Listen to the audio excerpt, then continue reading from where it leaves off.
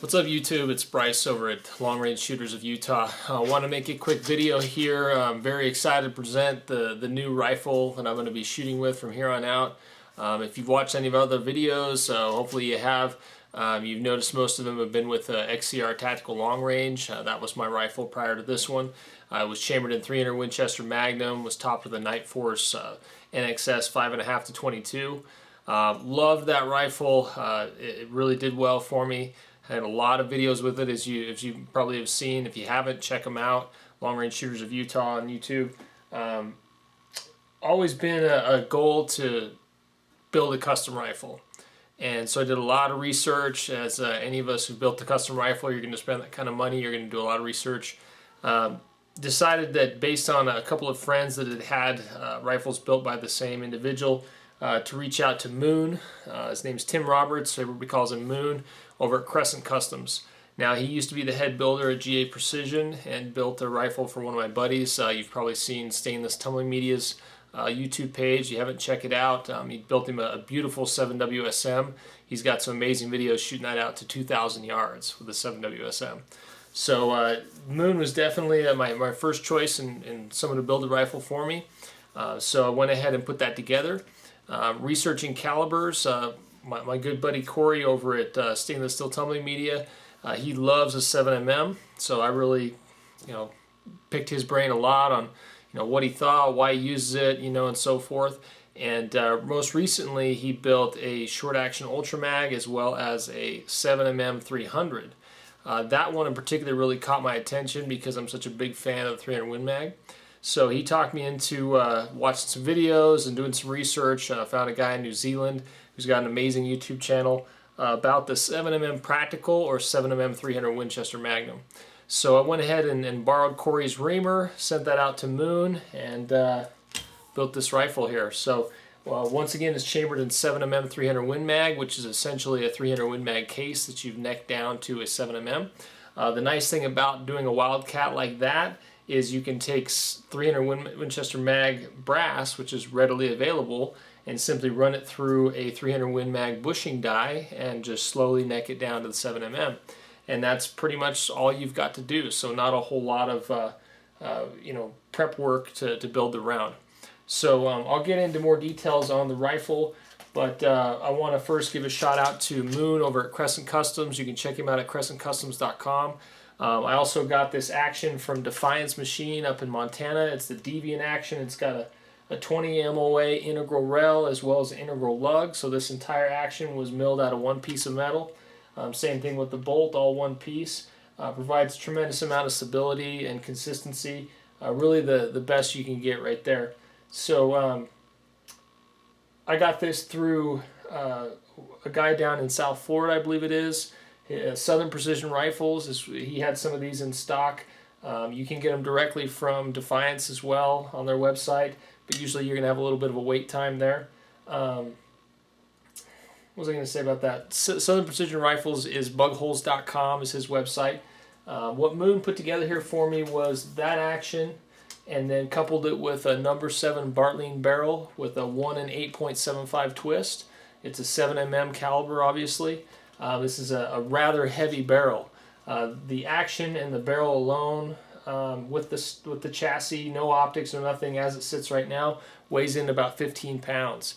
So pretty hefty, but that's really what you want for what I'm trying to do. We topped the barrel off with a thruster brake.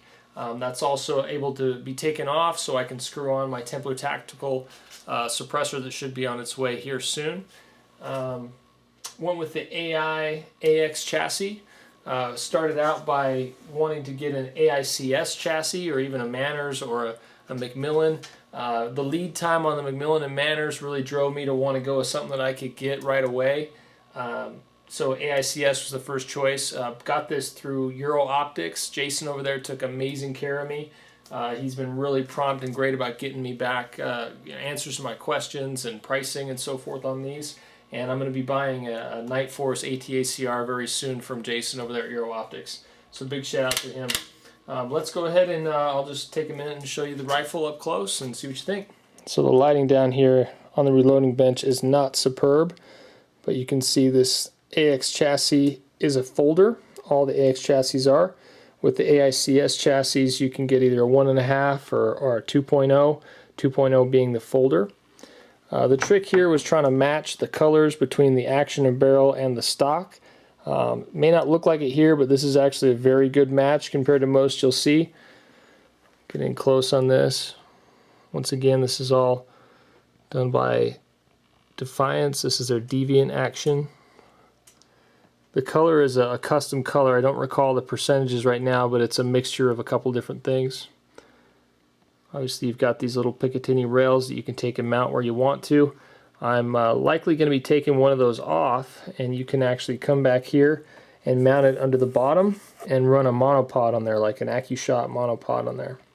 Also looked at the spike system that you can put in here through Accuracy International, but that sucker's about 250 bucks, so I'm not sure if I want to go quite that route.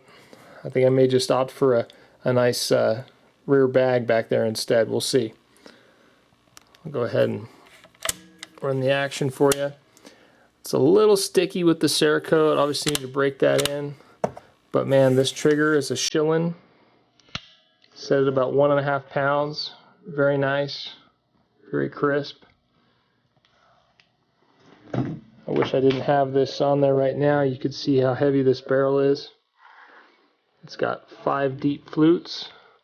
Give you an idea, there's my thumb. So that sucker is pretty good size. Got the thruster brake down here on the bottom. You can see that Moon did a beautiful blend there. You can hardly see the joint between the two pieces there.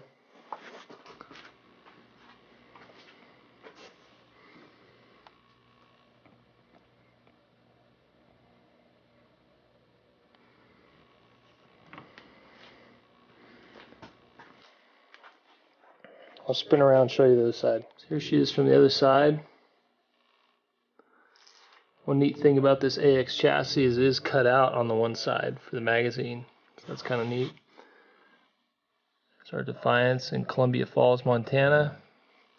It's got the side bolt release.